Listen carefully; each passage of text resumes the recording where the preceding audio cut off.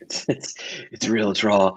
All right. It looks like we are live. Welcome, welcome. This is the first town hall I've done in the new year. It is Thursday, January 7th, 2021, 7:01 p.m. on the East Coast, 4:01 p.m. on the West. My name is Ethan. I have a giant Misophonia sign across my forehead, which looks great. Oh, I can lower my chair. Anyway, so if you're just joining us that's too low. if you're just joining us, please pop in, say hello, let us know where you're coming from. We always like to give shout outs. And as always, we will give it a couple minutes to get started. We have a really, really good panel for you tonight. Some amazing people. Hey, Megan in New Hampshire. So this is a really important topic and something we've been just wanting to discuss for quite a while. And so we look forward. So if you're just joining us, please say hello. Let us know you're here. Tell us where you're from, if it's cold, if it's hot, if it's not either one of those things. And we'll get started in the next 90 seconds. Now is the part where I pretend to be really busy doing something important.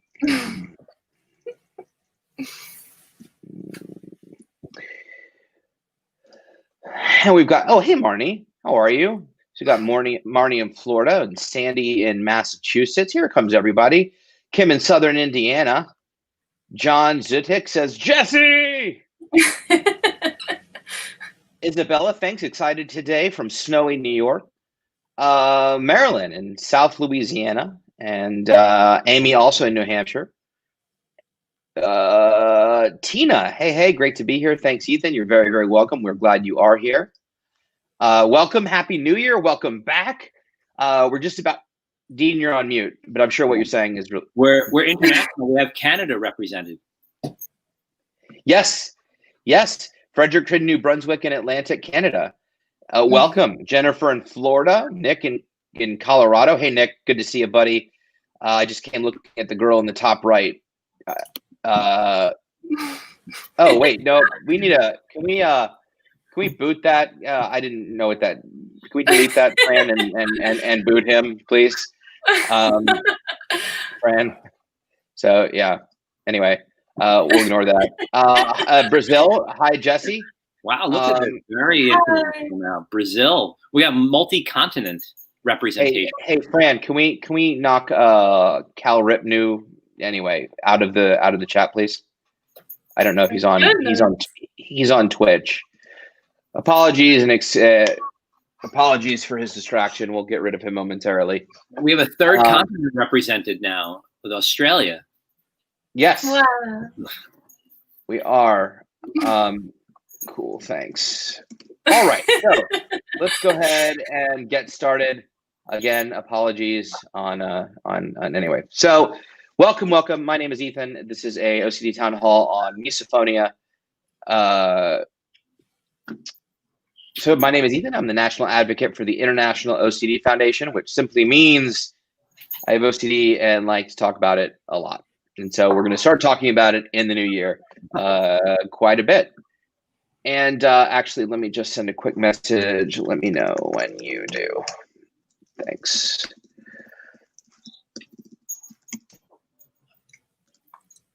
And Matthew from Philadelphia, hello. So just some quick housekeeping, and then I want to jump into it. This town hall is intended to serve as educational content, is not intended to replace therapy. For treatment-related questions, please be sure to work with your local provider or contact a local clinician. The National OCD Foundation is not a crisis hotline and should not be used if you're in distress or feel unsafe. If you're in a crisis or if you are feeling suicidal or unsafe, please go to your local emergency room, call 911, or call the Suicide Prevention Hotline at 800-273-8255. And we have a graphic, but I think Fran is busy playing bouncer at the moment, so we'll give him some grace on that. OCD Central Florida, hello. Janine Watkins from Hampton, Virginia, hello. So actually, before we get started, apologies on the technical difficulties. I just want to check with Fran behind the scenes, and I want to introduce our panel, but I want to make sure we're taken care of before we really get going. So apologies up front. Oh, okay. Got it. Cool, Fran. Thank you. Okay. So for those of us on the panel, it's only on Twitch. So unfortunately, dude or sir, you're not getting any audience, so nobody cares what you're saying. Moving on. So as always, we want to be respectful and kind of others. So we try to create a safe space as possible. So please keep that in mind as we're leaving comments. This lives on the interwebs for all to see, but this is an important topic. And so we want to create a safe space for all of us to be able to have an important conversation. Hey, Margaret Sisson, good to see you and Happy New Year. So with that, I've left everyone hanging long enough. Let's introduce our panelists. So first up, we have Jesse Smith. Jesse is an established musician, composer, writer, activist, and mental health advocate. She's been an advocate for the IOCDF since 2018, having suffered from undiagnosed OCD during childhood and continues to struggle with anxiety disorders, including misophonia. Her background is in therapeutic music with a focus on musicians' wellness and disarming the inner critic. She's also a certified grief coach using techniques of music, sound, and creative arts therapy to provide death education and support others through their grief story. She's very passionate about using her efforts and platforms to dispel myths and misinformation.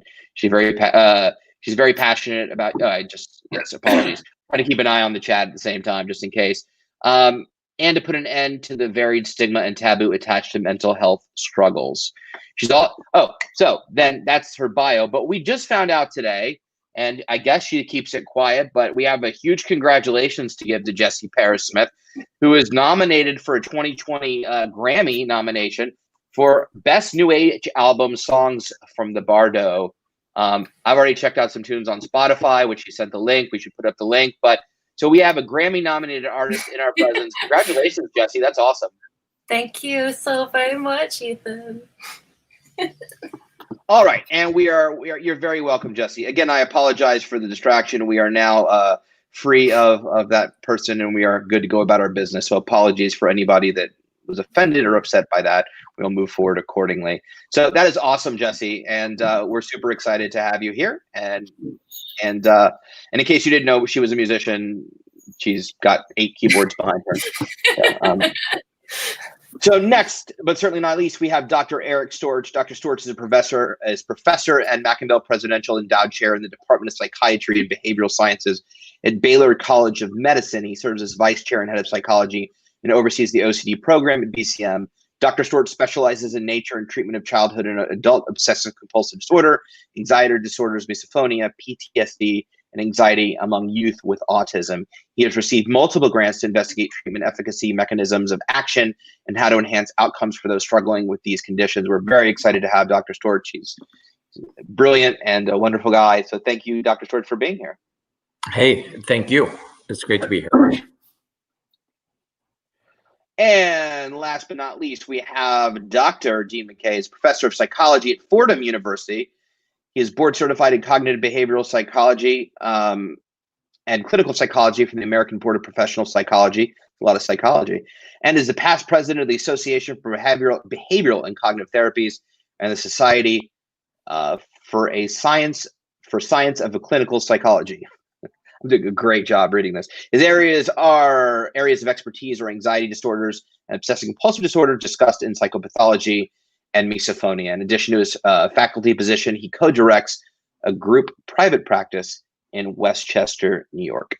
Thank you, Dr. McKay, for being here. Thanks. It's a pleasure. Awesome. Okay. So with all of that in mind, tonight's topic is misophonia. Let's get started by, and also I want to encourage everyone to go ahead and load your questions and comments in the comment thread. We will be answering comments as we go, and then we will get to questions probably in about 30 to 45 minutes from now. So we go in order, so please get your comments and questions ready. So let's start with, what is misophonia? Dr. Storch, I'll throw that out to you.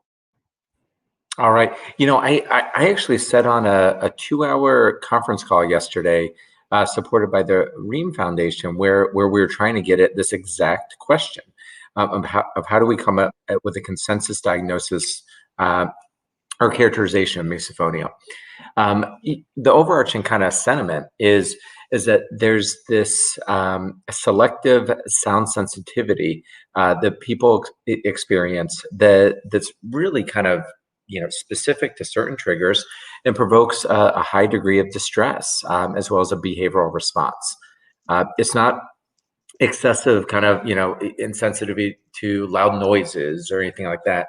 But again, this really difficult experience with certain noises and sometimes even certain physical movements. That's a great description. So Dr. McKay, what is the connection between misophonia and OCD?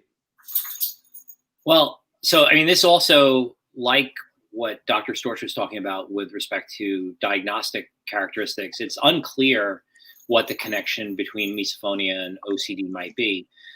I think prevailing assumption that many people with misophonia may believe is part of the connection is that in addition to sounds that might trigger some of the emotional reactions that's associated with the condition, there are a range of visual signs that signal the possible experience of one of these noises. And as a result, many people with misophonia may be very fixated on occasions where they're going to encounter one of these kind of environmental triggers. So, people start to become concerned about the degree that they may encounter these things, and they may go to great lengths to avoid them. And that kind of avoidance and the kind of fixation that you see with it, I think sometimes is construed as an obsessional type of experience. And there may be some compulsivity that goes with it with respect to ways in which people arrange their environment to avoid any of these triggers. Now, in point of fact, some of the data that's emerged is a little mixed on this. So I think there's still some uncertainty around whether we should rightly consider this part of OCD. So it's an open question, I think.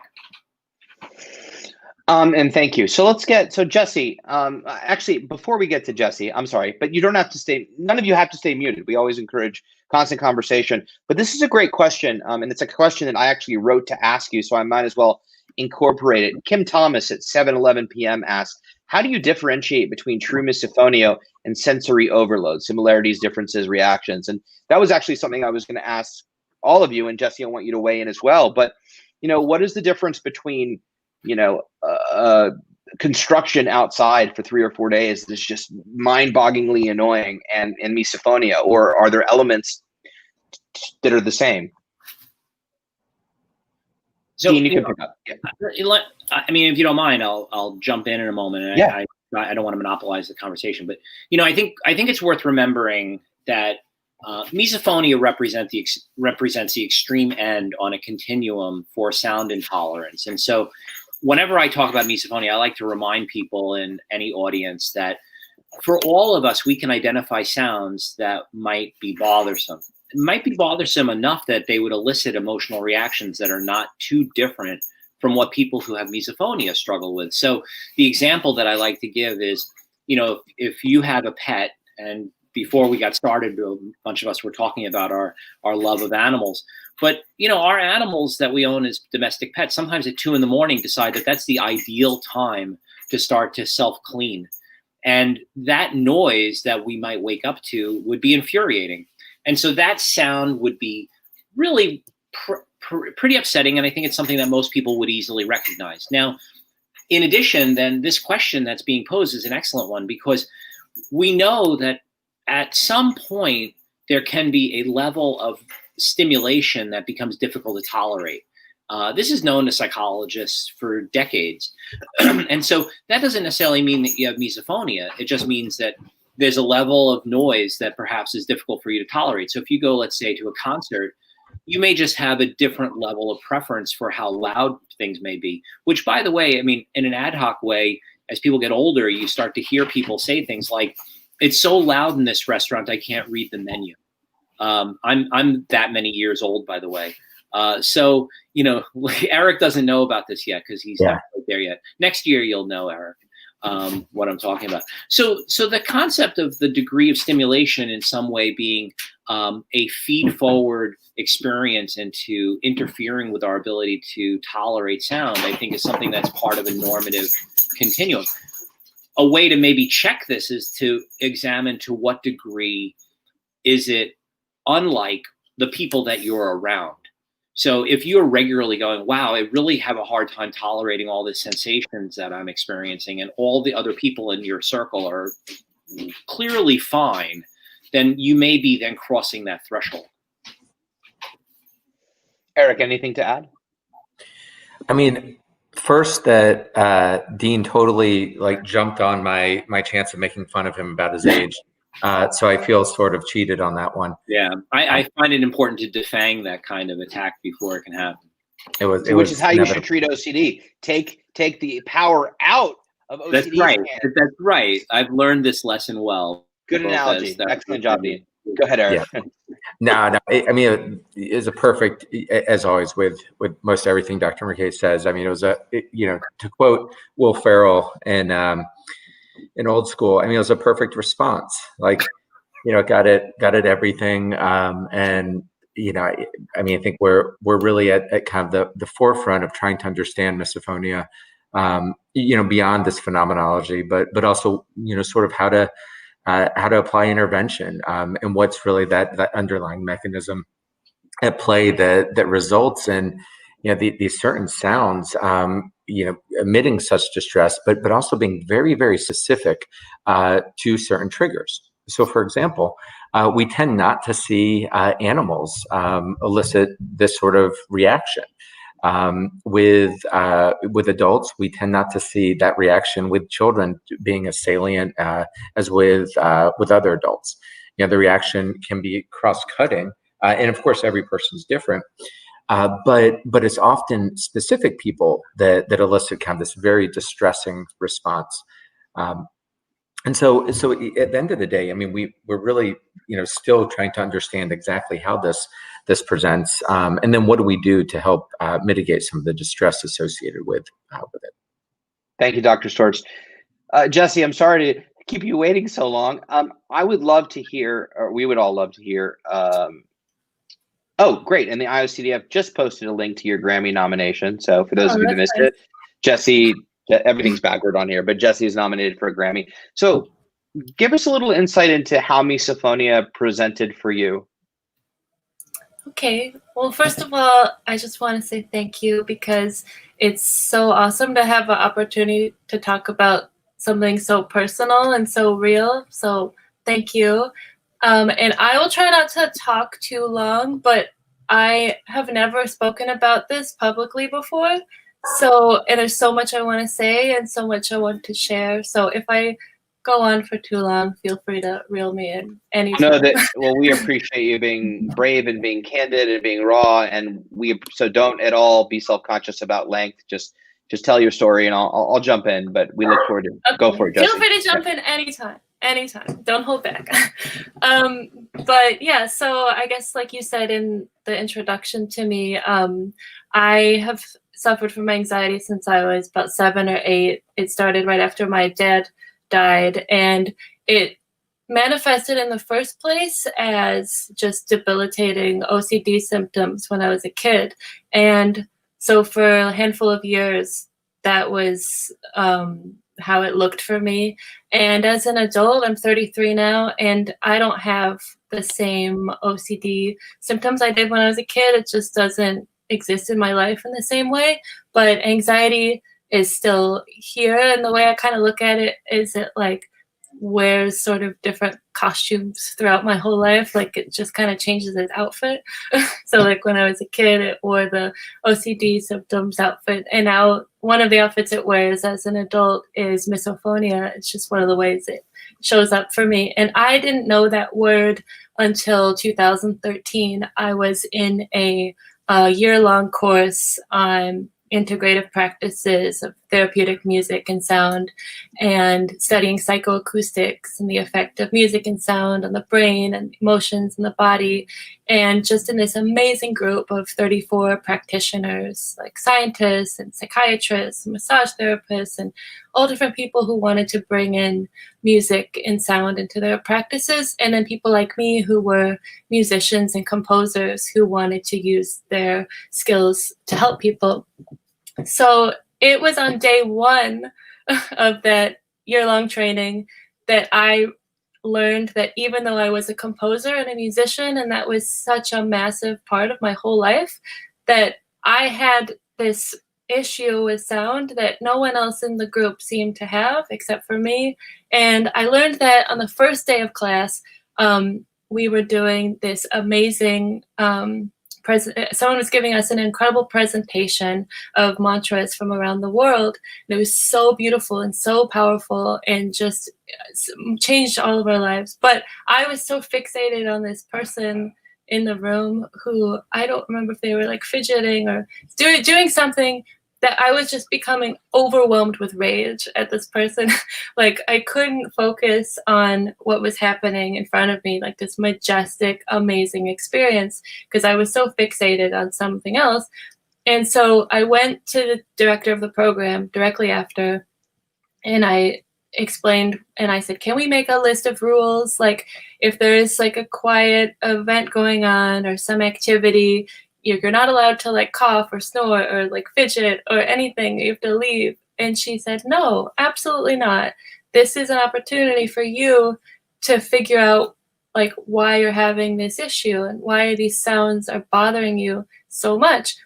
And I was shocked. I thought she would be on my side, but she was like, just flipped it around. And so I started to realize that there were a lot of different sounds like that for me that just made me so mad. and so I spent the first like some months of the course focusing a lot on that, and teachers would help me. And I was able to totally kind of transform a lot of relationships with sounds. And, you know, teachers would say things like, there's music in everything. There's music in the construction site. There's music in the dentist drill. And you know, it really helped me a lot to develop this whole mindful practice around changing my relationship to sounds that really bothered me, like a baby crying on an airplane or like, you know, whatever. But the thing that happened, like the more deeper and nuanced I got into studying that, I started realizing that that practice did not work on certain things, and that the way that these certain sounds were bothering me was a lot deeper and a lot more disturbing, and it was over my head, and I was getting really concerned because I couldn't figure out how to work with them. So I started doing some research on the computer, and then I learned about the like select sound sensitivity disorder and phonophobia and misophonia. And when I read the description of misophonia, it was every single thing that I was experiencing. And like having a name attached to that experience was as like meaningful and profound as when I learned obsessive compulsive disorder, because I had like my questions answered. I knew that this was an actual real thing, that I wasn't alone, that other people were dealing with it, that it was a serious issue, and that I could get help with it. So the first step of that was just feeling comforted by that and feeling hopeful.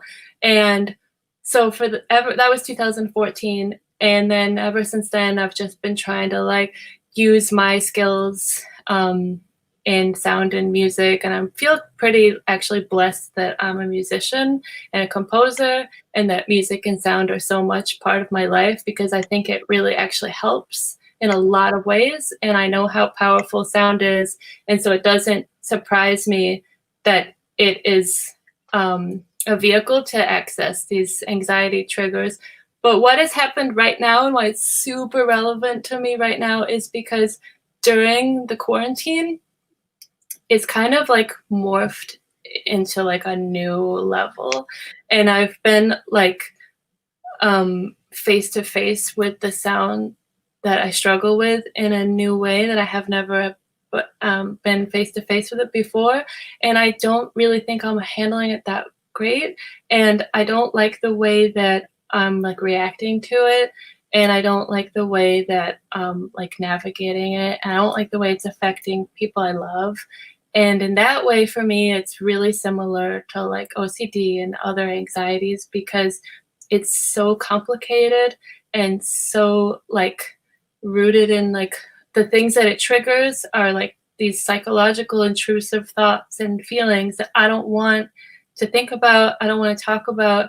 And so it's affecting the people around me. And so I guess right now, I'm just kind of in this place where I would like to like work with someone on it, like in a professional way.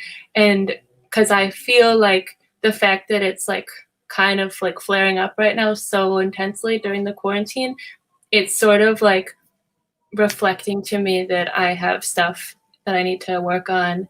And it's sort of like an alarm system. And a lot of people I talk to who have different anxiety and OCD, this moment right now is like a real moment where like everything's sort of like on like high alert. Do you know what I mean? Absolutely. And thank you, Jesse, for being so honest and raw and real and candid. I think that it's interesting to hear. I mean, we've seen the same thing, right, with OCD, as you said, in COVID, whether somebody is has harm thoughts around their family members or people that they live with, and now they're stuck inside 24/7 with their triggers and things like that. So that makes total sense. And we'll definitely, but thank you for sharing. I know that a lot of people are commenting and relating to a lot of what you're saying. We'll talk a little bit more, but I want to dive into these because there's a lot of conversation going on. Dr. Storch, is misophonia is a separate diagnosis than OCD, correct? It's related to.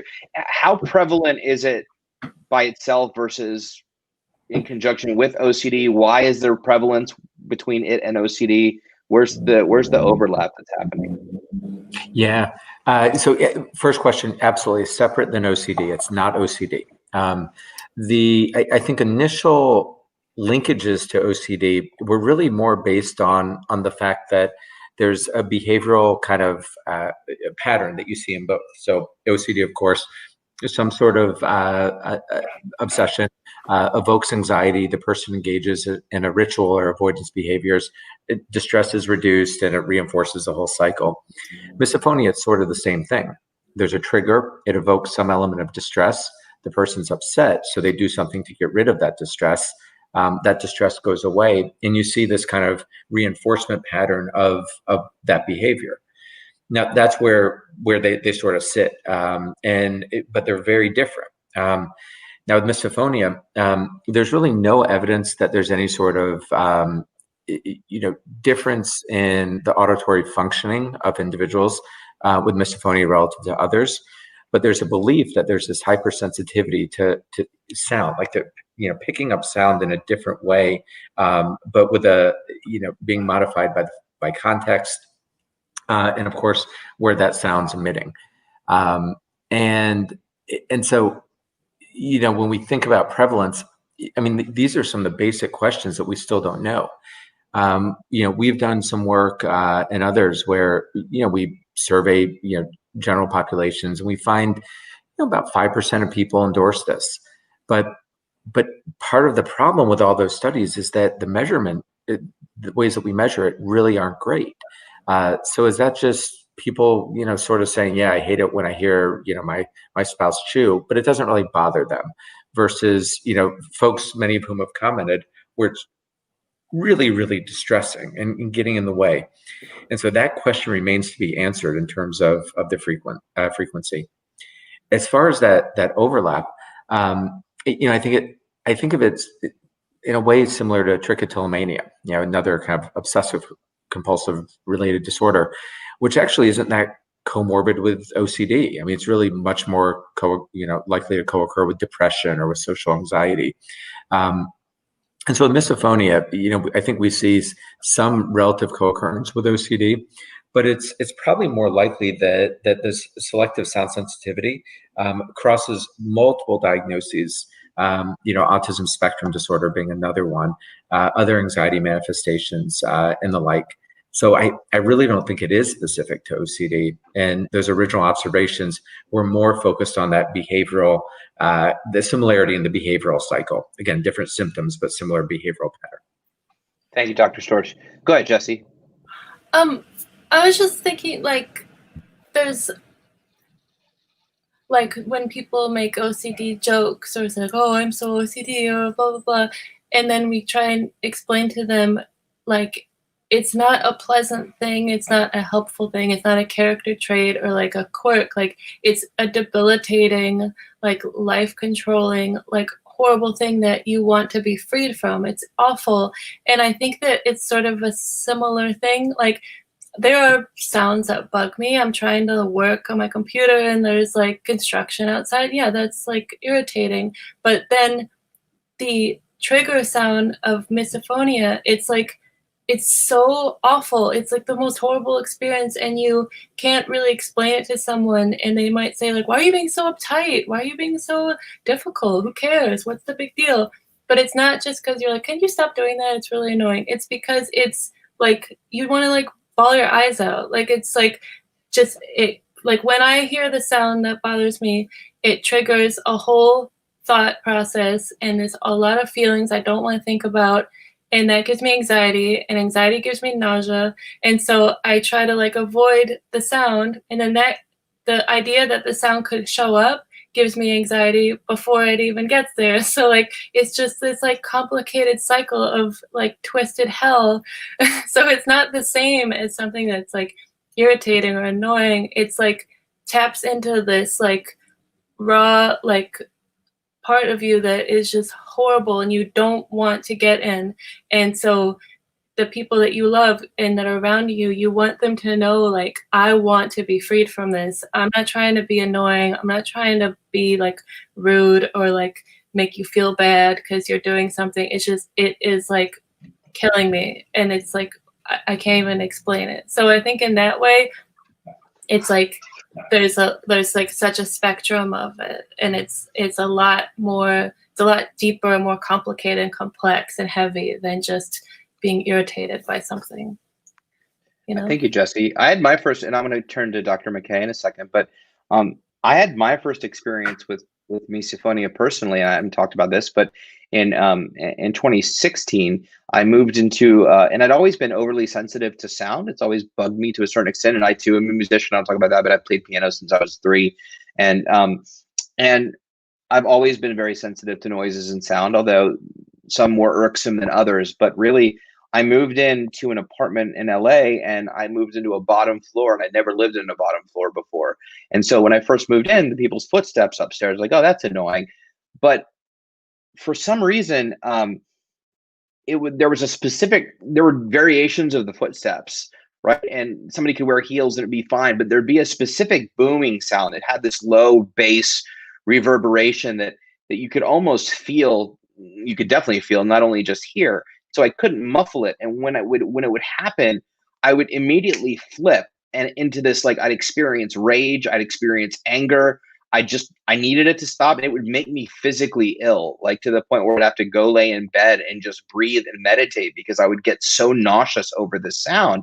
And over the course of 4 or 5 months, you know, I like you, I had, you know, anticipatory anxiety over, is this going to happen? When's this person going to come home? Are they going to make that exact sound? And I ended up, after about 5 or 6 months, I left because I couldn't take it anymore. I just couldn't take that sound. It made me physically ill. And then when we started talking with other people and started talking about misophonia, I was like, that sounds familiar. So I totally relate to a lot of what you're talking about. I mean, like right now, you know, my girlfriend's using the shower, there's noise, it's slightly annoying, but I'm not getting the reaction. But there are definitely some other noises that happen when I hear that. It just really bring this whole, it's almost like hulking out, you know, it like brings out this other Ethan that I've never seen before.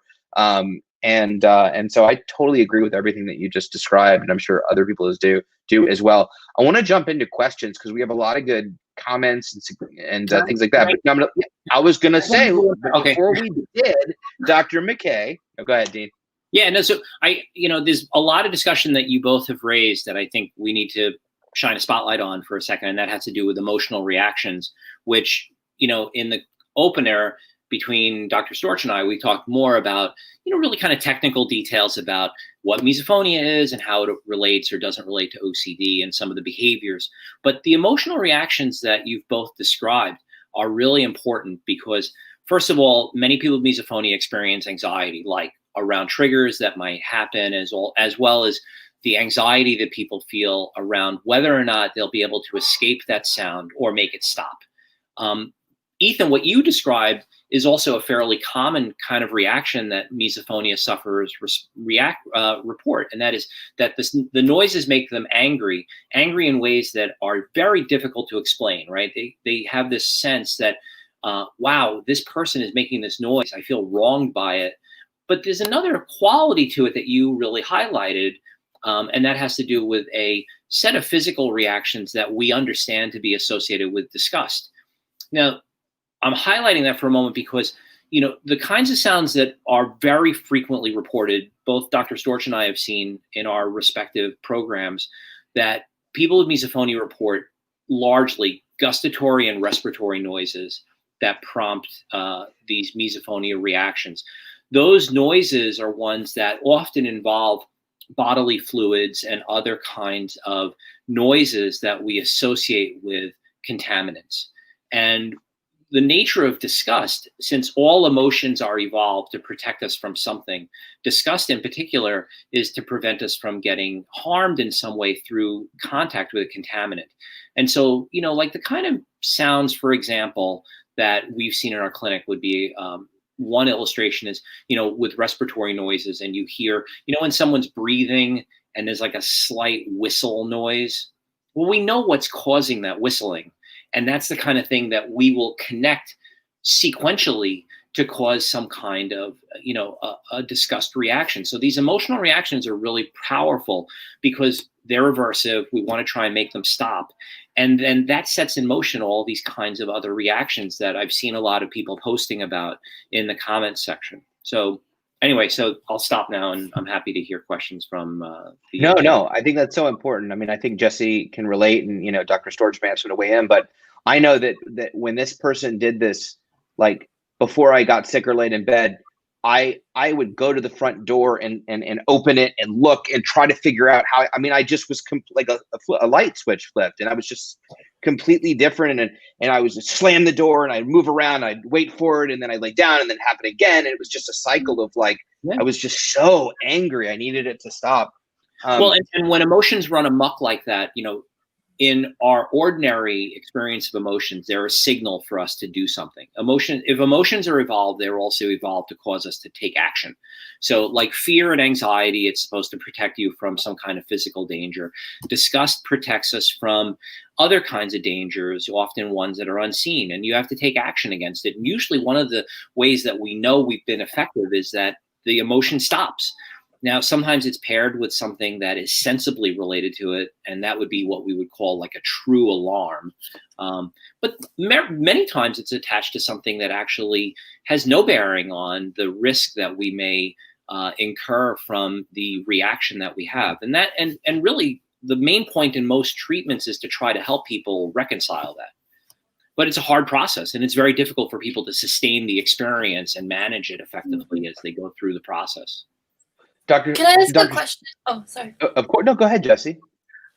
So for me, the reason it's like extra difficult is because I've developed like association with this one certain sound that is unfortunately I hear a lot. It's like a very frequent, regular sound, and it's become so intertwined with like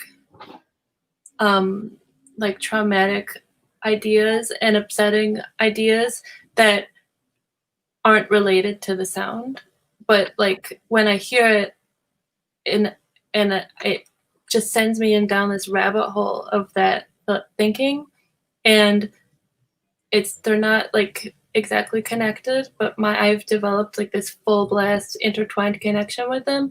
So the sound itself, I think, is super gross, but the association that I now have with it, that's why I said like morphed into, because I already thought it was yucky and didn't want it, and it's bothered me for years. But now it sends me into this whole other topic that I don't want to think about. And like, so is that something that people talk about too? Like it's like the sound, and then that launches them into this whole part of their mind that they don't want to get into? Well, and I think that relates to some of the triggers that might prompt our concern about the risk that we're going to encounter any of these target noises. So, if you think of the emotional system that we have as an evolved way of reacting to the world is really exquisite, because our daily lives, if you really look at it and boil it down, and maybe particularly now during COVID, they're pretty constant. We tend to experience a lot of the same things. Like, think of our routines. You get up in the morning, you may have breakfast around the same time, and maybe with the same people. And so if there are noises that might prompt an emotional reaction, well, we start to very quickly form associations between our everyday lives and whether we're at risk of encountering those noises. And then very quickly, they start to form these kind of elaborate connections that you're describing. So before you know it, you might look at a spoon and go, oh my God, I'm thinking about swallowing noises, and that's really upsetting. And so I really need to stay away from spoons. I'm going to use butter knives instead to stir my coffee. It doesn't take long for these kind of idiosyncratic experiences to form these connections. And that's what makes it so difficult to explain to therapists sometimes if they haven't really thought through carefully the way in which our lived lives may lead to these kinds of unique expressions of how things are distressing for us in our daily lives. One more question. So, one really quick question. When you work with someone on misophonia and with their sound, is it similar at all to the way you would work with somebody on OCD compulsions? So in my lab, we've been doing that with some success, and we have tweaked the approach to doing exposure rather carefully, and we've thought through some processes in a rather specific way, and so yeah, we do some things that are rather similar. We do some things that are also quite different around stress management and some other important approaches that help people to regulate their emotional reactions more effectively as well. Dr. Storch, and thank you, Jesse, and thank you, Dr. McKay. I'm going to jump into questions, as I said, but and I'm going to jump to a quick question because it leads into this, but I'm going to come back to everybody else's, so don't worry. My question is actually onset of misophonia. Is it similar to OCD, as in, could it be a genetic predisposition? Is it trauma related? Can it appear at different milestones, things like that? What are the similarities and differences in terms of onset? And then on top of that, because I'd like to throw you 3 questions at once, Kim Thomas, it appears to be a therapist, asks, is misophonia considered a neurological disorder? So diagnosed by neuro. I'll just throw that out there too. It all seems the same. Sure. Yeah. So first, it seems like people have a childhood onset with kind of gradual escalating course over time, and I think maybe the best parallel, although I'll get to Kim's great question, is sort of Tourette. So there's clearly a biological kind of antecedent coming in, but the behavioral response and the psychology of it result in a continuation of the problem and at times exacerbation of the problem. And so what happens because of these triggers are so upsetting is that people do what makes a lot of sense. You get away from it.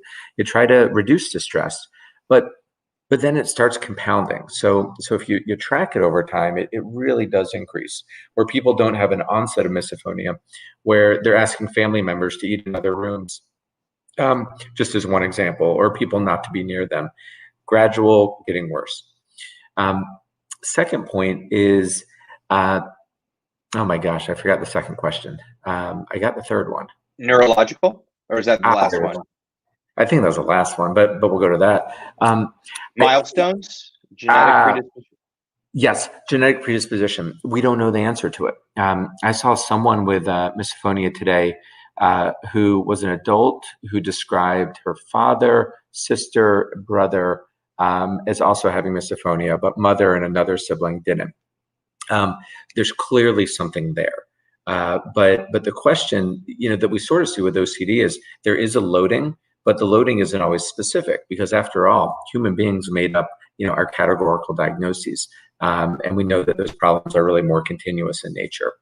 But there's something there, and we're hoping to in fact do research on exactly this question to try to understand that piece. The third is with regards to, sort of how you classify it. I think it's out there. One could make sort of the flippant statement of everything has to do with the brain, so it's all kind of neurological. But there's something more than that. Why the same sound made by different people elicits a different response or emotional response. So it's not the acoustics of the sound. There's a psychology of it too that comes into play. And so that's still what we're trying to figure out. I think the people that tend to see this most often within clinic are psychologists, therapists, psychiatrists, and audiologists in general.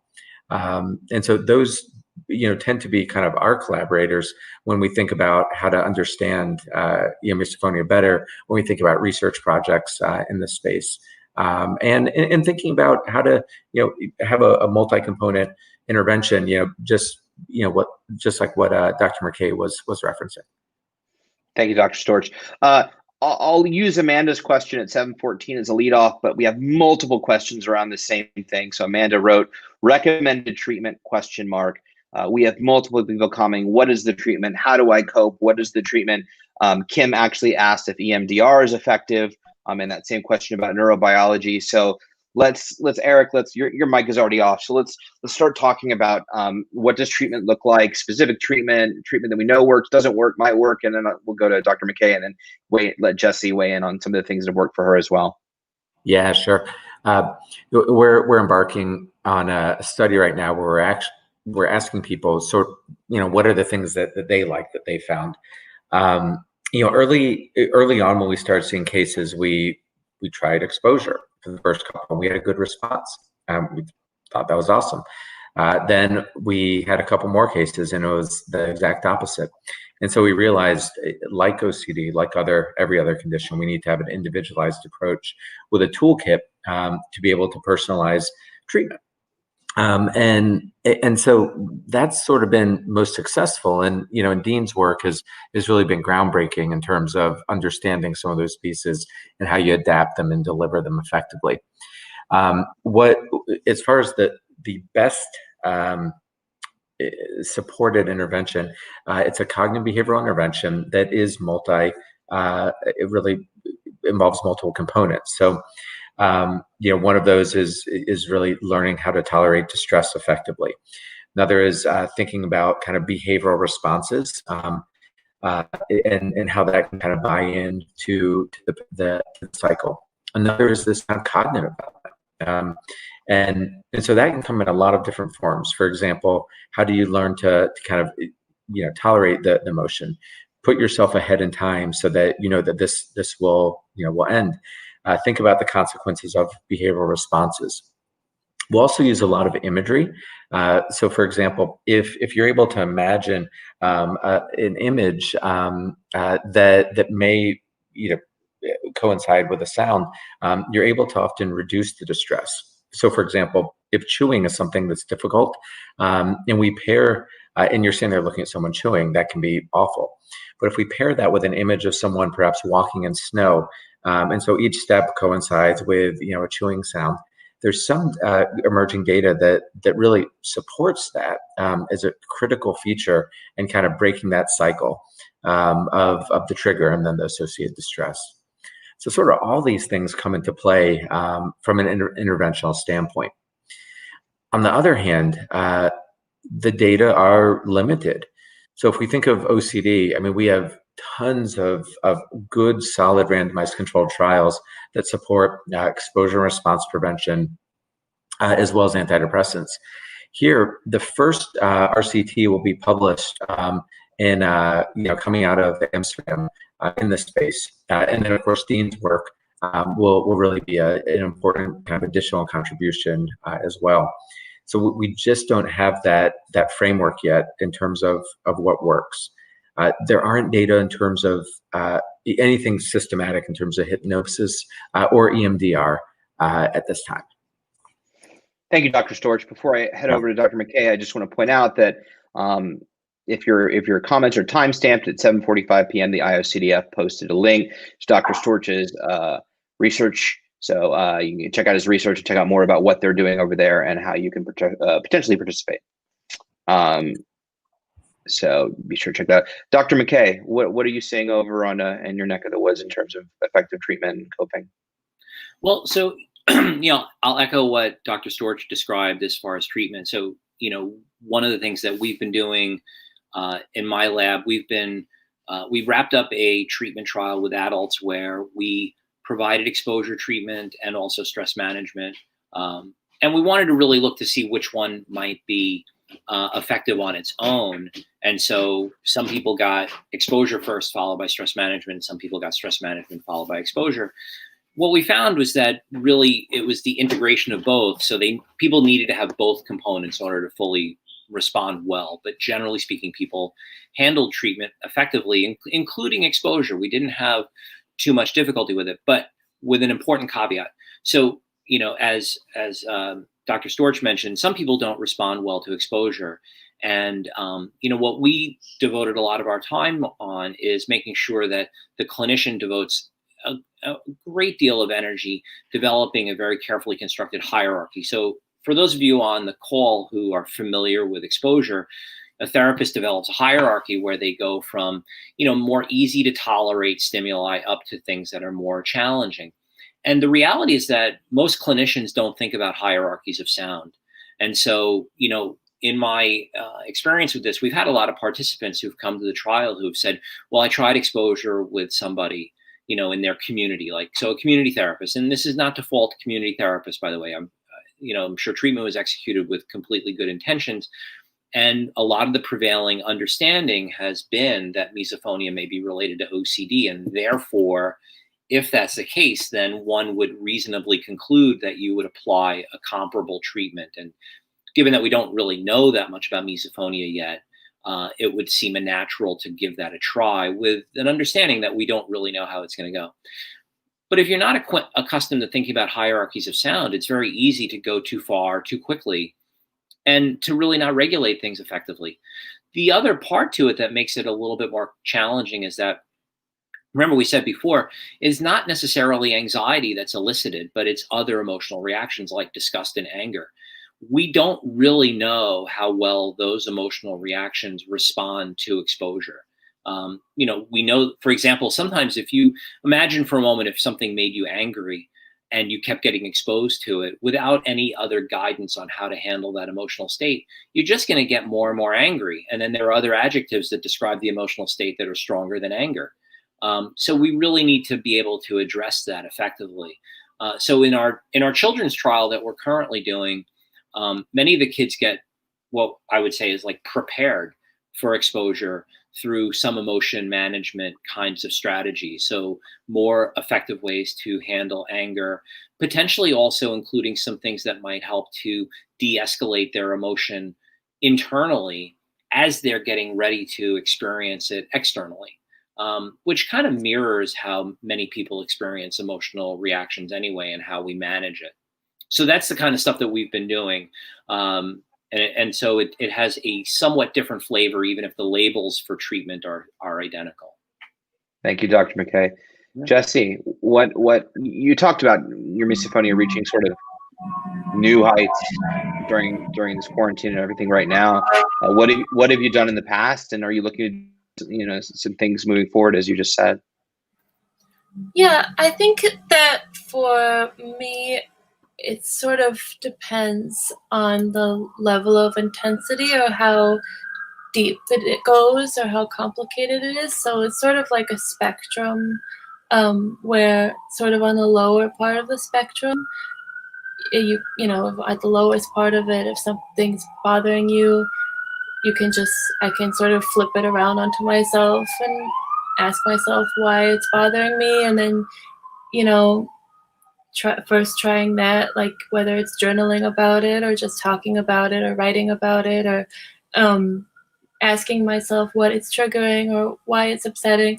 Sometimes that is all it takes to just reimagine my relationship with a sound and just turn it into something that I appreciate and instead of something that upsets me.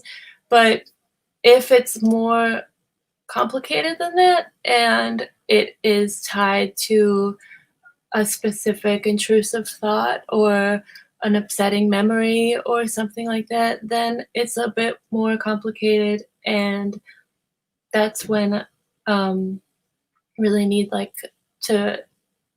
I really recognize that there's a lot of work I need to do and something that I need to focus on, but sometimes something else that works that I haven't needed to do for years, but that I did in the past was just the simple act of mimicry, like just mimicking it, like it's bothering me in a word that is making me upset or any kind of sound. If I just kind of mimic it and make it myself, then it kind of like disarms it and takes its power away, which can really help. But yeah, I think it depends on if it's just the pure sound that is upsetting or if it's tied to some more deeper emotional things or psychological thoughts or stuff that's a little bit more over my head.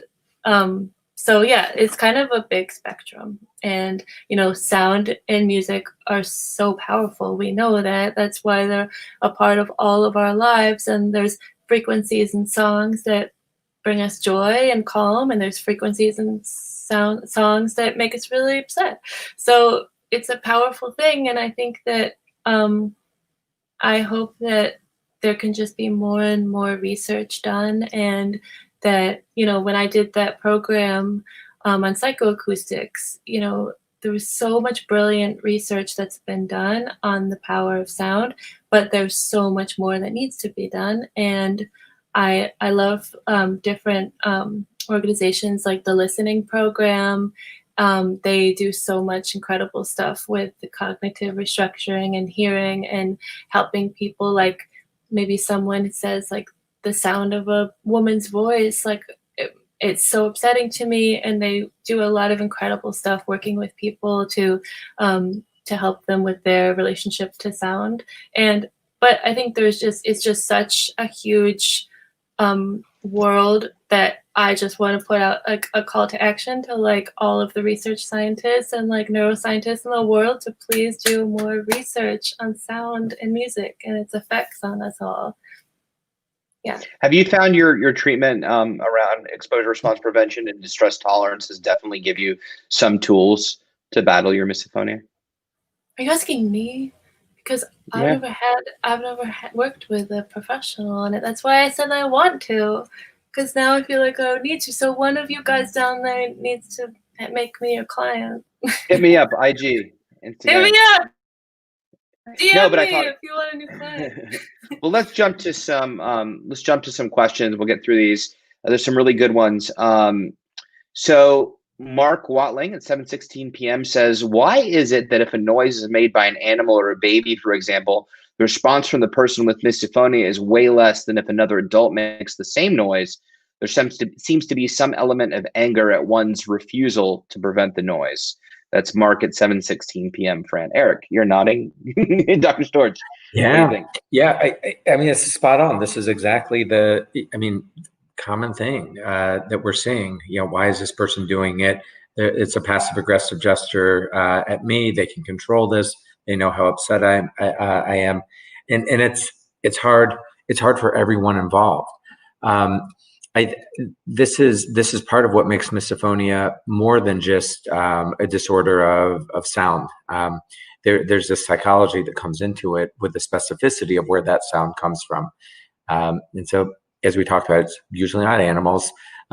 It's often not individuals that are helpless, like little babies, and there's a hierarchy. With teenagers, it's usually not their friends. It's mom and dad typically, or siblings. So the question of why, we don't know yet, and there's theories, there's thoughts maybe that these are people where it's safest to express oneself or be true. Maybe there's some sort of kind of interaction, past challenges. Maybe accommodation sort of perpetuates the cycle because you can't go to your BFF and say cut that out because they'll say you're not my BFF anymore, and so that sort of shapes the behaviors in different ways. But just what was presented is exactly what we see time and time again that people struggle with. Thank you, Dr. Storch. I'm going to throw this out to Dr. McKay. Alex at 7:18 p.m. asked, are distressing sounds typically categorized as being thematic by frequency or by volume? Can any of those variables elicit distress? So, so if it's purely volume, then it possibly is a different problem called hyperacusis. You know, people who struggle with sound volume sometimes have that kind of a condition. And so across the board, it's wise to get an evaluation from an audiologist in order to really rule out other potential audiological conditions like hyperacusis, which is a very different kind of problem. As far as thematic goes, yeah, there does seem to be categories of noises that people complain about. So, you know, as I mentioned before, in our treatment trials, the preponderance of misophonia sufferers complain of respiratory and gustatory noises as the ones that create distress.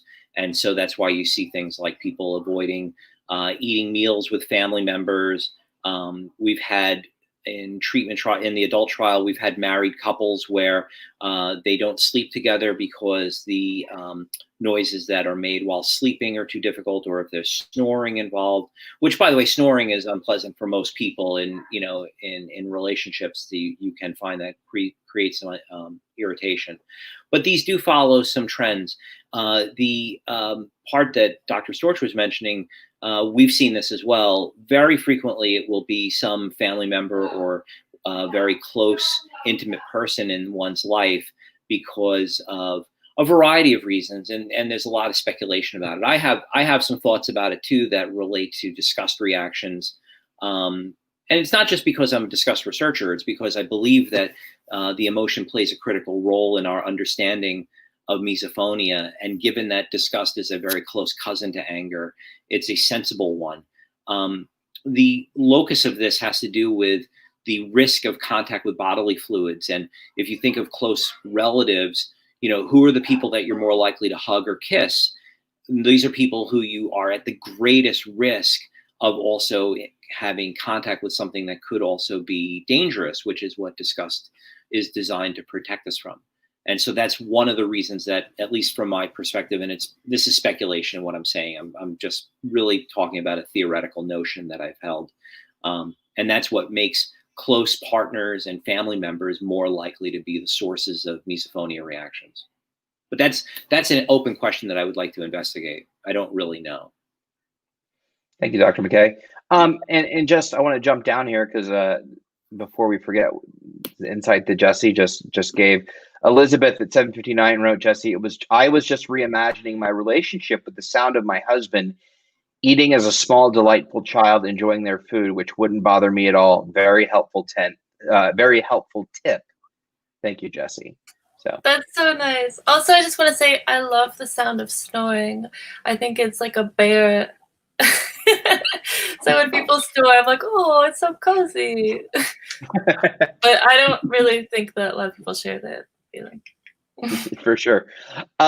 We normally don't talk about pharmacology unless we have a psychiatrist on board. With that being said, if Dr. McKay and Dr. Storch are at least comfortable maybe hinting at it, Chelsea asked, could you please talk about effective pharmaceutical interventions for misophonia? Is that something you two be at least high level addressing? Comfortable? Yeah.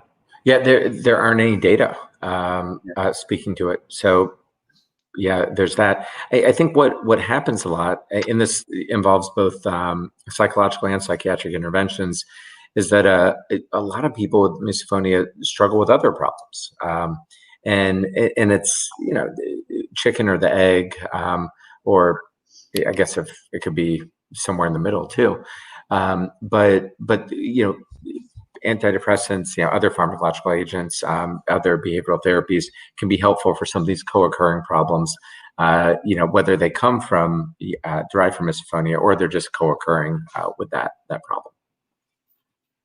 Dr. McKay, do you have anything to add? I don't. I mean, I think Eric hit it spot on. I mean, first of all, we don't really have any data on medications for misophonia. But, you know, as Eric noted, most people with misophonia likewise struggle with other with other challenges. And, you know, and it is actually reasonable that that would be the case, because if you cannot control these experiences, if the world around you is challenging in this way, we know that for most things where you might experience that, the additional outcome is that people often feel depressed from that loss of control, or they'll feel anxious because you never really know when something's going to happen. And so commonly, people are prescribed things like SSRIs and other medications that we're already familiar with.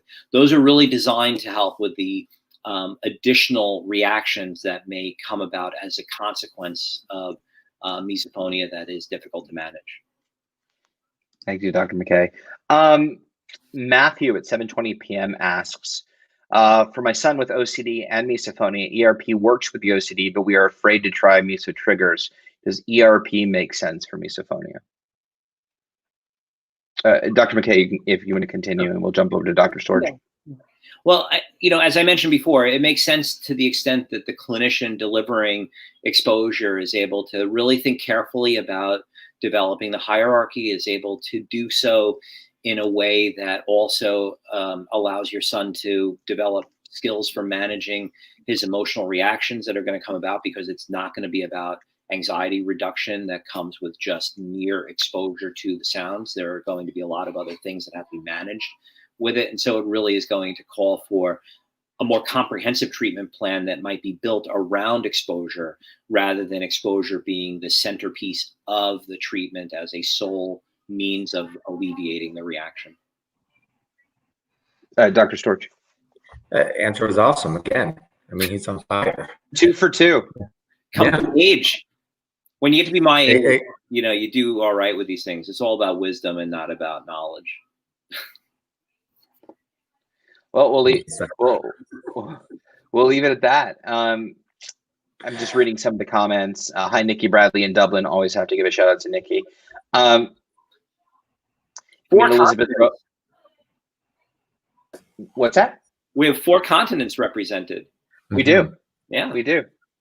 We've never had anybody from Antarctica quite yet, but hope, fingers crossed. Give it time. Give it time. I feel like somebody at the science station has. Anyway, Elizabeth wrote, both, this is not a question, but both my kids have misophonia. I struggle with the balance of trying to accommodate them and encouraging exposure with my own sounds.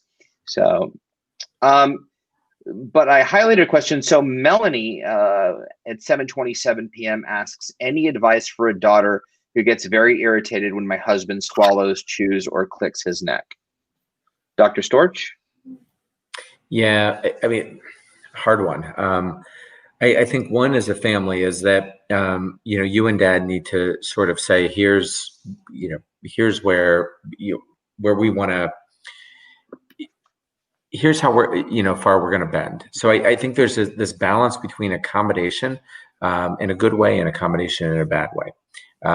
And so we've seen some examples of things like, okay, well, you know what, if this triggers you, maybe we sit a little bit further apart, or, you know, we don't have you sit right across from someone so you're seeing it as you hear it.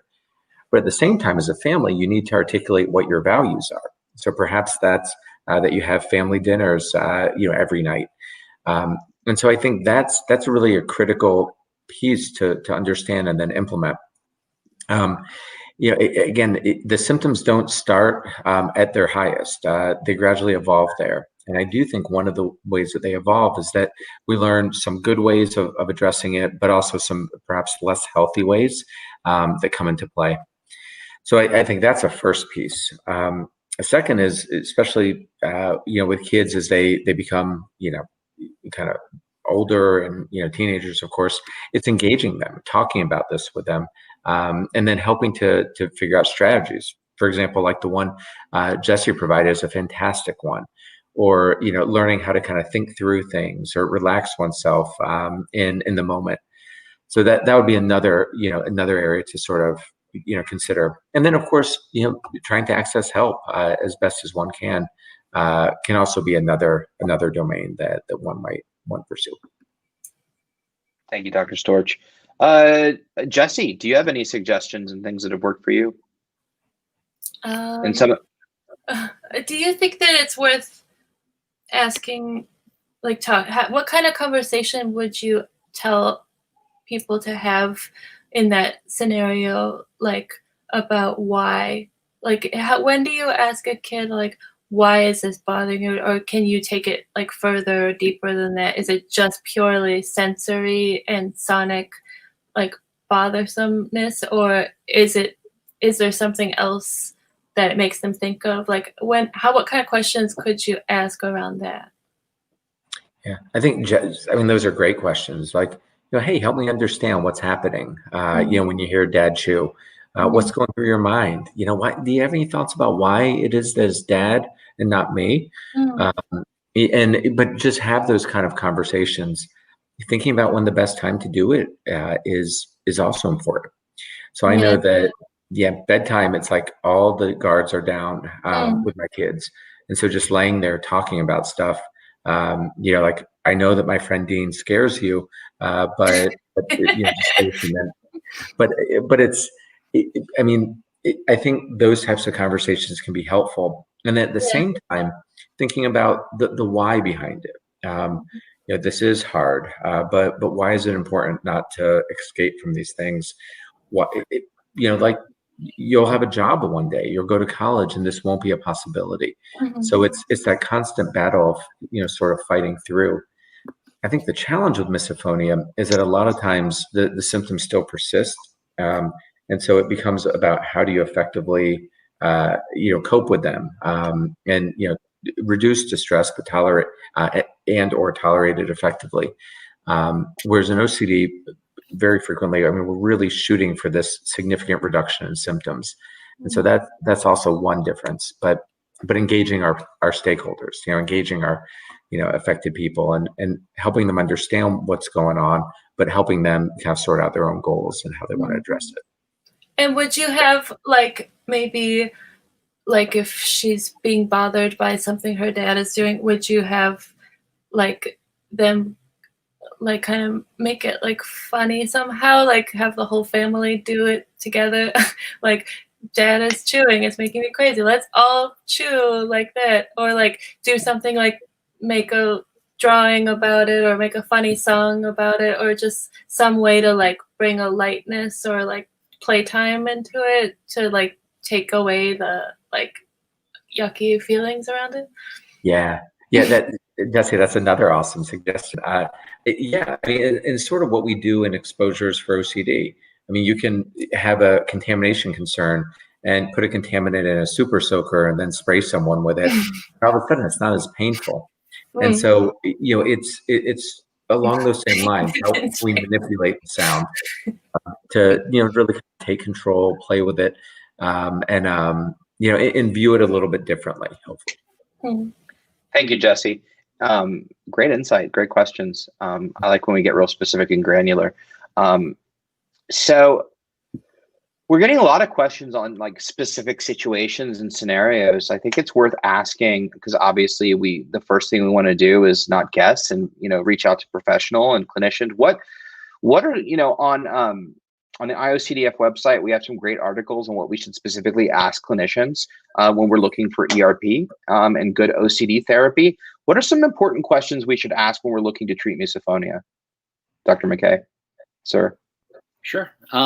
Well, so, I think in line with what both Eric and I have talked about as far as treatment approaches, the questions that need to be asked are, first of all, you're probably going to have a hard time finding people that have good experience with treating misophonia.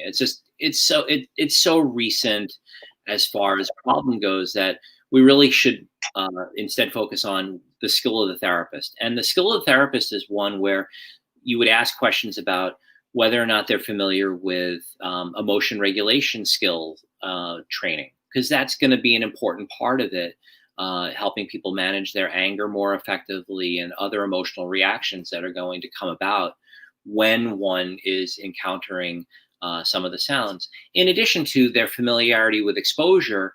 And not only exposure, but to the extent that they can really develop a hierarchy and really think, kind of creatively around how to understand the dimensions of sounds that are problematic. Because remember, if the person comes into the office and they say, here's the sounds that are bothering me, And it's like hard crunching noises. Those are the things that really bother me.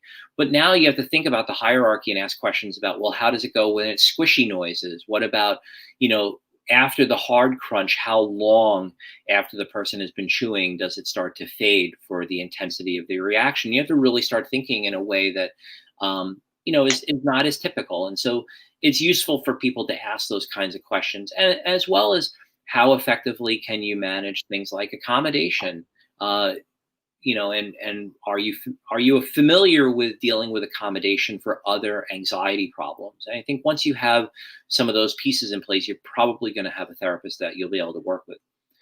The final thing is to ask the therapist if they're willing to do consultation with other professionals who are knowledgeable about this. Some people have some real reluctance about that, but many professionals are willing to do that because they recognize that here's this novel problem that there are other people out there in the world who know how to treat it.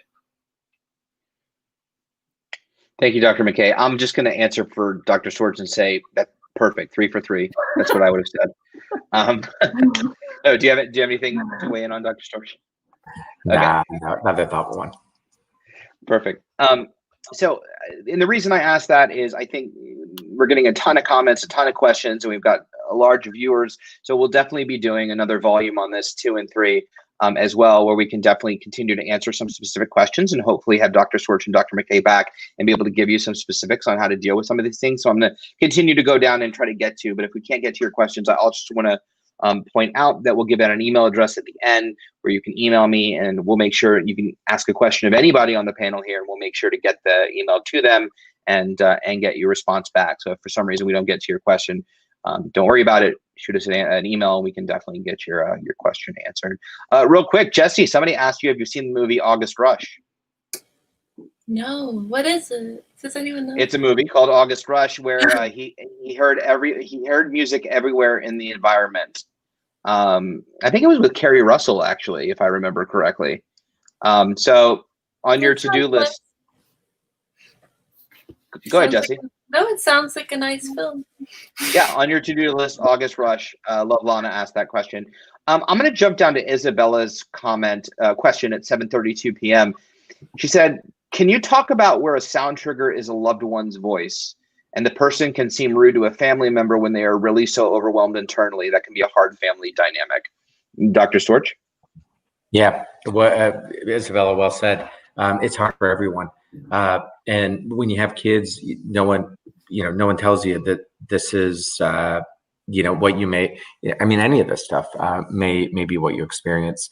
I think, what would I say? It's devastating for parents because this isn't about, lack of love. This is about the experience of a person with misophonia being incredibly distressing and making them so upset. And this is their way of really responding to it. And it's not personal, though it can be perceived as personal. One of the ways that we try to encourage folks to talk about it is strike while the iron's cold. When people aren't upset, and you're able to revisit some of these moments, these triggers, to try to figure out better ways of dealing, and of course engaging with professionals to try to figure out a more complete repertoire of approaches for coping. Do you guys know about Alfred Tomatis? Mm-mm. That's both of those two guys' homework. You have to read his books. He's like a Swedish scientist from long time ago, and he wrote these incredible books about his mother's voice and the human voice. So both of you guys need to read his books. Thanks. Okay.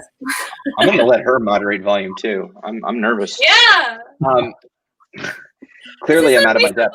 Team. I was a little bit upset that you were like, next time Eric and Jean will be back. I was like, guys, this is our. No. But you were. Yeah, you are here, Jesse. Yeah, this is like a lifelong thing. I'm sorry. You go without saying, Jesse. There was no need to say. Yeah, come on. So actually, somebody just asked. I missed this. I liked this question.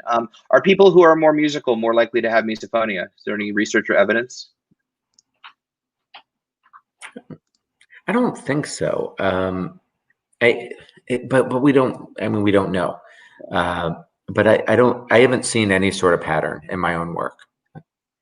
I haven't observed it either, but frankly, I have no idea. Okay. And musicality would be a concept, right? It doesn't have to be that we would have a preponderance of musicians in the studies. I think clinicians don't regularly ask things like, do you like or dislike music? So we probably maybe start asking that. You know, it's a worthwhile thing to ask. Do you like? Well, Jesse and I are both musicians, so that's But interesting. I was gonna say that you know, like even if you're not a professional musician, it's not your job, or you don't play an instrument, music is part of everyone's life. So I think that everybody in the whole wide world is musical. You know? Right, but I think the Have question. you heard my dad sing? I don't. I bet he's a beautiful singer. No. Yes, he is. We'll talk about this later. Yeah, okay. Offline conversation. But I would say the likelihood of having misophonia is dramatically lower if you say that you mainly like Justin Bieber. Right? You would have to not have misophonia then. Wait, why are you throwing Justin under the You know, because he's just like low-hanging fruit when it comes to you know, a target for disdain. I don't know. His last song was pretty. My computer froze for a moment, so I didn't hear I missed whatever was just said. I promise no political conversations tonight. We can't start talking about Justin Bieber. So at 7:39, no, I'm just kidding. So I have a joke about your drapes, but I've been holding off on it. So this is going downhill, guys. It's turning into like a weird radio podcast. Mark Watling at 7:39 asked, have there been any fMRI studies of sufferers as they listen to triggering sounds? So I recall, you know, the Ream Foundation that Eric mentioned earlier. I remember a proposal that we discussed a couple of years ago about this, but it was, as far as I know, it was not funded. So, and I'll tell you why. Probably the issue is that, you know, fMRI studies are very expensive to conduct. Each time, for most places, each time someone goes in the scanner, it's about $600.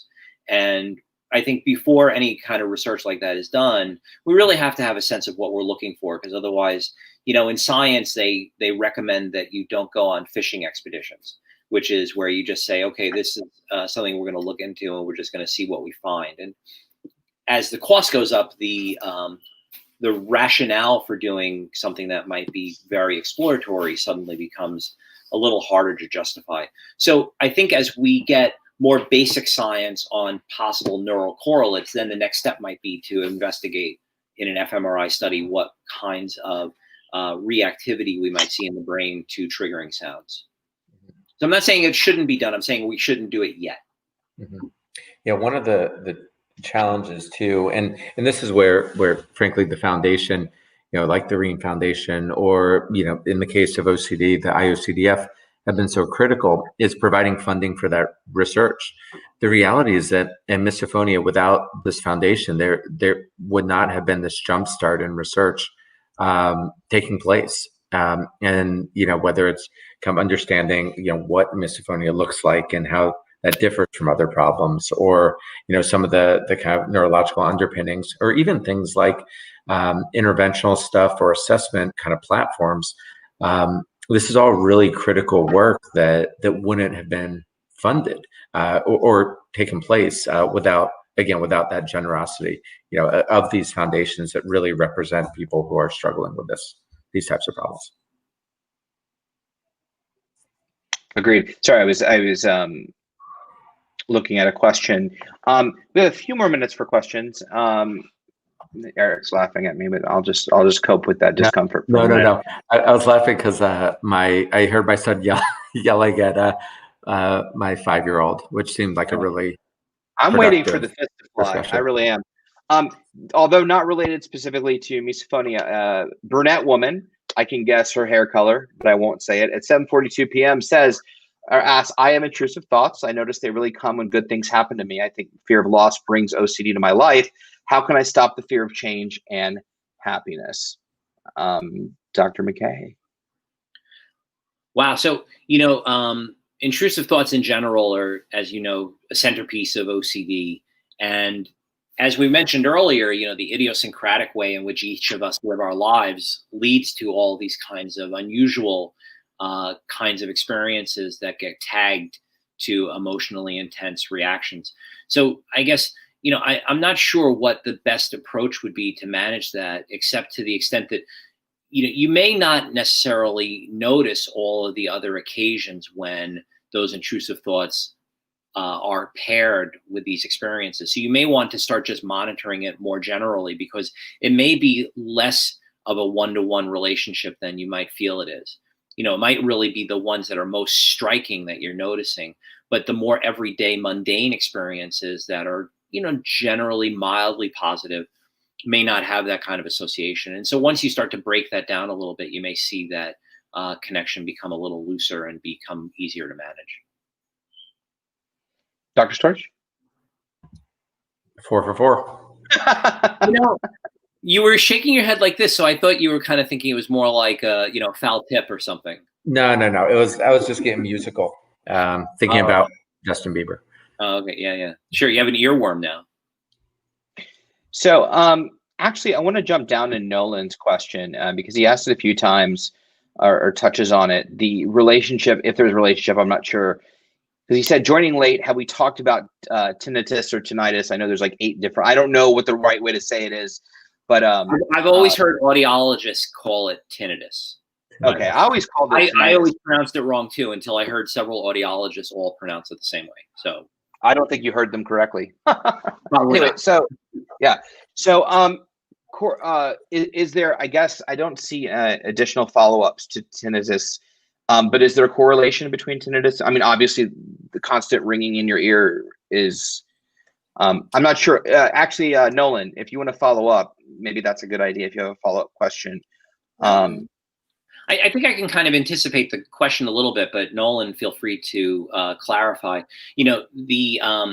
It's not clear that there's an association between tinnitus and misophonia. I will say that misophonia emerged from research by a tinnitus expert. So the person who coined the term, Paul Jastroboff, did work on tinnitus, and tinnitus retraining therapy is a very specific form of cognitive behavioral therapy that does not necessarily involve exposure, but is designed to help people cope with tinnitus, because audiologists and other ear, nose, and throat doctors and other medical professionals don't have right now a specific cure, if you will, for tinnitus. If you have tinnitus, you should go to an audiologist, by the way, because sometimes later onset tinnitus is an indicator that you may be experiencing hearing loss. And so you need to really investigate that first before proceeding with other kinds of interventions. Also, just want to say that I know a lot of people who have tinnitus and they do not suffer from misophonia. So it's not the same thing. Right. And maybe they do, because maybe it makes them crazy and drives them nuts. But I have a lot of friends, musicians, who it's just something they've learned to live with, and they don't have misophonia symptoms. In science, they sometimes talk about bidirectional relationships and then one-directional relationships. And so, so it sounds like there's, at the very least, a non-directional relationship, and we have to look to see whether or not on the other side of it, do people with misophonia more likely have tinnitus, even though people with tinnitus don't necessarily have misophonia. But don't you feel like tinnitus is so physical, and misophonia is more emotional? Well, tinnitus is an internally generated set of sounds that are troublesome, like the ringing or buzzing in the ears, whereas misophonia is an externally generated sound that people experience as painful and emotional. Yeah, but what I'm saying, like tinnitus is like a physical ailment, and misophonia is like a emotional, psychological ailment. Yeah, possibly. Yeah, possibly. Okay. Well, I don't want to commit to it because I don't know enough about tinnitus, so I don't want to stick my neck out on that. If an audiologist, your reputation is on the line, Dr. McKay. No. If there's an audiologist listening in, they'll be like, "Who's this quack?" Talking about. I just want to say that Dr. McKay also mentioned another band, One Directional. So now it's 2 for 2 on One Directional. Wow. Yeah. When my daughter was into that, I called them One Dimension. Yeah. So we're actually out of time. I do want to answer this one question, if you don't mind. Does everybody have a few more minutes? Is that okay? Yeah. Okay. Because I always like the kids get me, of course. So Matthew at 10:58 asked, with OCD, we try as parents not to accommodate, but with the misophonia reactions, it seems like torture not to try to reduce and avoid triggers. Thoughts on accommodation, Dr. Storch? Yeah, it's a tricky line here, because I think the more you do it, the bigger a problem it's going to be. And so, I try to encourage folks to resist accommodating as much as you can, or to engage in selective accommodation, or approximate. So again, I gave the example of like dinner time with the family or car trips with the family. Okay, we're going to all ride to school together. We're not going to have mom take, kid A and dad take kids B and C. But during that time, it's going to be okay if you listen to music, as one example. So you're making sure that you're still kind of having your values, through and through, but really minimizing accommodation as best as possible. Sort of like mapping with OCD. The more kind of space you give misophonia, the more it's going to occupy, and then want some more after that. So you have to draw lines in the sand that you're sort of firm with. At the same time, allowing kids to develop a set of or adults sets of tools for dealing with the stressors that are going to go on, because inevitably they will be exposed to those stressors. We can't take them out of the world, and even if it's mom and dad now, at some point it's going to be boyfriend, girlfriend, best friend at some other point. So it's kind of setting them up for success with that. Thank you, Dr. Storch. And we are out of time. I just want to give Jesse one last opportunity to sort of give us some final thoughts from a lived experience perspective, or any messages of hope that you'd like to pass out to everyone that is watching.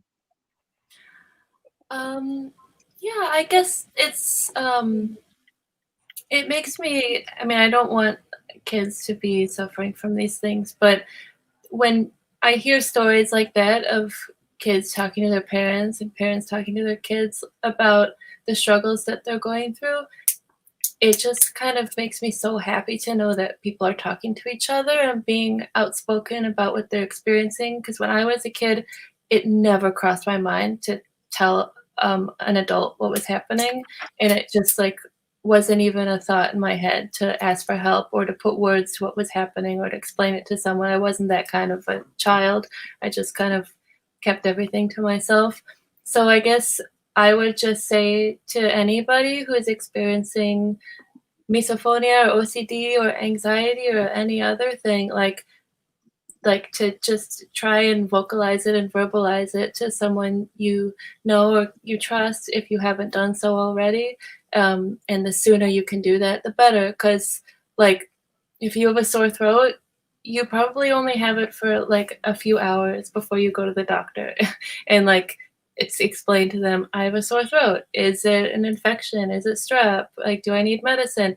But people live years and years and years of their lives with these issues when they could live one day just like you do with a sore throat. So it's encouraging to hear about those stories of communication, and I just encourage that even though it's hard or it seems embarrassing or uncomfortable or you don't know how to, don't worry about how you explain it. Just try to explain it, and don't worry about it sounding weird or strange or creepy or anything. It's just so important that we take all of the stigma away from being able to talk about the stuff that we're dealing with and just try to communicate. So I would just say that. Thank you, Jesse. I appreciate that. So with that being said, I want to thank everyone for joining you tonight, or joining us tonight, not you. You're with you all the time, and we appreciate that. But thank you for joining us tonight. I, of course, want to thank our guests, Dr. Storch, Jesse Smith, and Dr. McKay. It's worth noting that Dr. McKay does not represent the IOCDF, and his opinions of Mr. Bieber and his music are his own and not representative of the views of the International OCD Foundation. So if his representatives of the labor are watching, please make note of that and contact Dr. McKay directly if you have grievance. Also, if we didn't get to your question, we will be doing a volume 2, and I did write that while you were talking. If we didn't get to your question, we will be having a volume 2 and 3, but we also always encourage you to email us at info@iocdf.org, whether you have ideas for topics. Oh, wow, cool graphic with the ed. That's new. I like that, Fran. But whether you have ideas for topics, questions, comments, or have any questions for Dr. Storch, Dr. McKay, or Jesse, we'll make sure we forward them along and get your questions to them and get you an answer back. So please don't hesitate to email. As always, I want to thank the IOCDF and my partner, digital partner behind the scenes, Fran, for doing his digital voodoo. Also, if you are on the IOCDF page and you're interested in presenting at the this year's digital online conference, we're accepting proposals through the end of January, beginning of February. So you can check out, actually, Fran, if you want to put a link, you can speak at the upcoming online conference. We encourage you to do that as well. Also, just worth mentioning, this coming Tuesday is our first episode of Just Ethan 2021. It will not just be me. We will have on Thomas Thackeray. Thomas won a guest spot on the stream during my 1-year anniversary special, and it'll be his first time sort of talking about his OCD journey. And he's a really great guy, and I think he would love as much support as possible. So 7 p.m. Eastern on Tuesday. I think that is the 12th, 7, 8, 9, 10, 11, 12. Yeah. Okay. So with all of that in mind, again, thank you to Jesse, Dr. Storch, and Dr. McKay. If you haven't already and want to be notified about all the programming the IOCDF is having over the next month, definitely be sure to subscribe and follow on Facebook and Instagram. We are also live on Twitch, which you may have noticed and which we may reconsider after today. So we'll talk about that later. So with all of that being said, thank you again for joining us. Thank you for joining us this evening. Thank you, Ethan. Have a wonderful day. Stay safe, stay vigilant, feel the feels. Don't let OCD off the hook, and we'll see you next time. Have a good night.